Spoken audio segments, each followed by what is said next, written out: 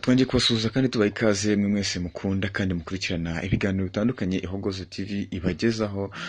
Turabasuhuza cyane kandi tunabashimira cyane ko mukomeje kudutera inkunga, mukora subscribe, mukora share, mukora like ndetse munatanga inkunga y'ibitekerezo byanyu ku biganiro byinshi.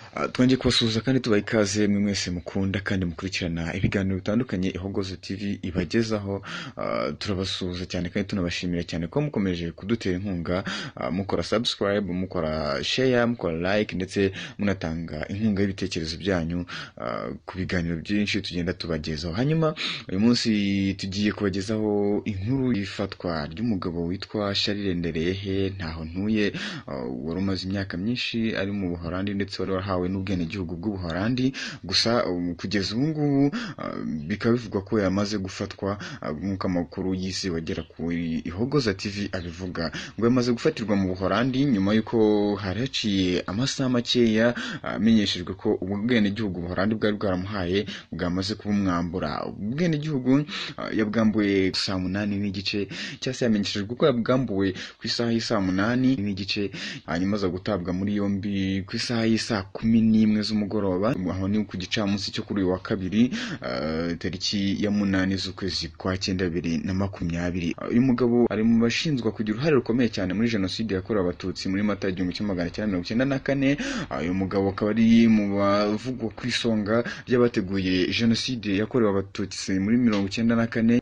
Hanyuma Charles Ndereyehe ntaho ntuye aje gufatwa nyuma y'abandi benshi cyane, nyuma ya Kabuga Felicien wafashwe ku itariki 22 z'ukwezi kwa gatanu. Ngo akaba ari mu bushinjacyaha ndetse akaba bari guteganya kumwohereza mu Rwanda akaba yaburanishirizwa. Nta minsi yariciyeho kandi RIB yerekanye undi munyarwanda ukekwaho guhungabanya umutekano w'u Rwanda, wari umaze iminsi nawe abica bigacika, uzwi ku izina rya Paul Rusesabagina. Ngubu akaba ari mu maboko ya RIB.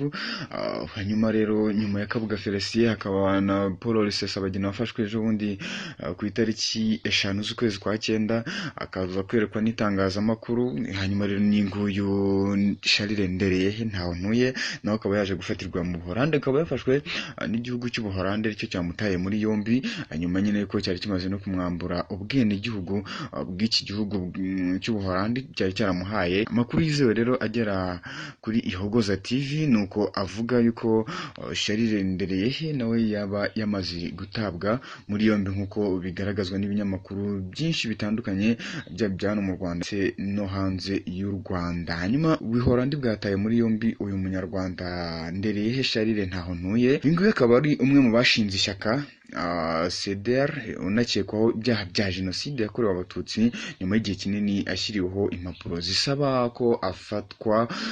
Nyine yazishyiriweho mu mwaka wa 2010 nibwo u Rwanda rwasabye Ubuholandi gufata uyu mugabo. Gusa imyaka yaribaye igera ku 10 nta gikozwe cyangwa se nta adafashwe. Uyu mugabo rero nk'uko twahoze tubivuga yafashwe ku isaha y'isaa 11 z'umugoroba, nyuma y'uko saa 8 n'igice yari amaze kumenyeshwa ko ubwenegihugu bw'Ubuholandi. Hanyuma rero bikaba biteganyijwe ko agomba koherezwa mu Rwanda, akaba ariho aza kuburanira.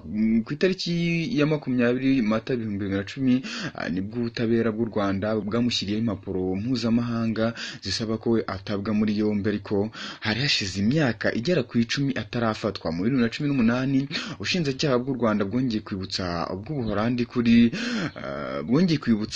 kuri izi mpapuro zisaba itabwa muri yombi ry'uyu mugabo. Bivugwa ko kandi uyu mugabo Charles Ndereyehe ntaho ntuye mu Buholandi yari abayeho mu mutuzo, ndetse bivugwa ko yakoraga ibikorwa bicengeza ingengabitekerezo ya jenoside mu Burayi n'ahandi, abifatanyijemo n'andi matsinda nka RNC, FDLR ndetse na FDU inkingi.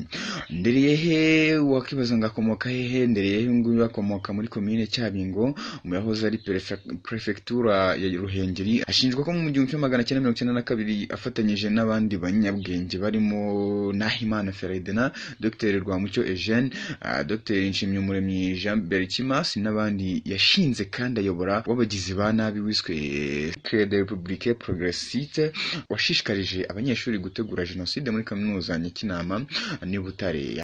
Ku ikubitiro kandi uyu mugabo Ndereyehe yari mu Rwanda y'ishyaka MRND rya Perezida Habyarimana Juvenal, ariko mu 1992 yavuye muri MRND agira uruhare mu ishingwa ry'ishyaka Coalition pour la Défense de la République CDR ryagize uruhare rukomeye muri jenoside yakorewe abatutsi mu 1994. Hanyuma rero komisiyo y'igihugu yo kurwanya jenoside CNRG yari iherutse gusaba Ubuholandi ko bwamuburanisha cyangwa bwamwohereza mu Rwanda, u Rwanda rukaba rwo rumuburanisha.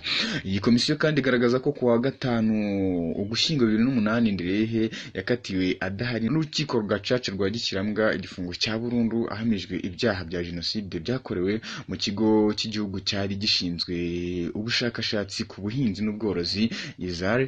Ahangaha nyine akaba ari nawe yari umuyobozi w'iki kigo, akaba ariho yakoreye ibikorwa naho bikekwa ko yakoreye ibikorwa byo gutegura no gushyira mu bikorwa jenoside yakorewe abatutsi. Mu byo wamenya rero mu byo Charles Ndereyehe uyu mugabo yabashinjwa harimo ko mu 1992 yagize uruhare mu ishingwa rya Coalition pour la Défense de la République CDR, ishyaka ryagize uruhare rukomeye muri jenoside yakorewe abatutsi muri Mata 1994.